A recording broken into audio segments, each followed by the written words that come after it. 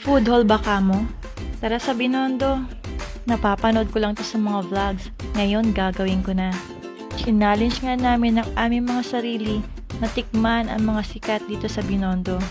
We even made a list to go and eat, to taste the popular food here in Binondo. Tara, samahan nyo kami sa aming Binondo Food Hall Quiapo Side Trip. Pagkatapos nga namin sa Veggie Select ay naglakad-lakad na kami. Mas convenient maglakad-lakad, kaya kung may dala kang bata, mag-rent kayo ng padjak at nakarating na nga kami dito sa Salazar Bakery. Apakagaling nga ng entrance ko dito at dalawang guard pa yung nagbukas. Mukhang sanay na sanay sila sa mga vloggers. Ang dami nga mabibili dito at puro abot kaya. Namili ako dyan. May mga cake slices, cupcakes, and siopaw. At marami pang iba. Natuwa nga ako dahil pwedeng pambaon ng mga kids sa school. Our next stop, syempre pinuntahan din namin ang The Original Shanghai and Fried Siopaw. Ang tagal na ng store na to. Since 1985 pa, naku, hindi pa ako pinapanganak nito ah. Medyo malayo-layo yung lakad bago kami nakarating sa Dongbei Dumpling.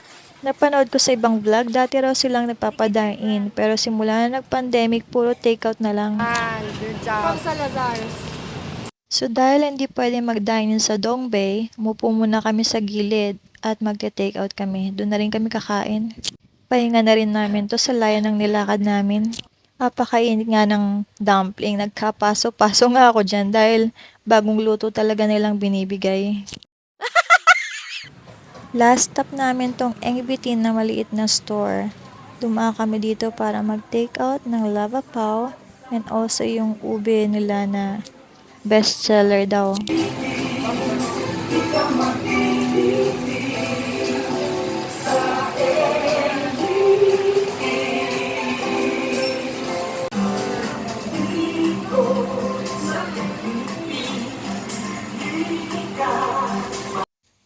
At nag-budget na kami papuntang LRT pauwi ng Antipolo.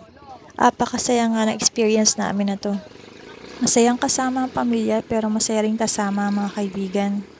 That's it for today's video. Thank you for watching. Bye! Follow for more!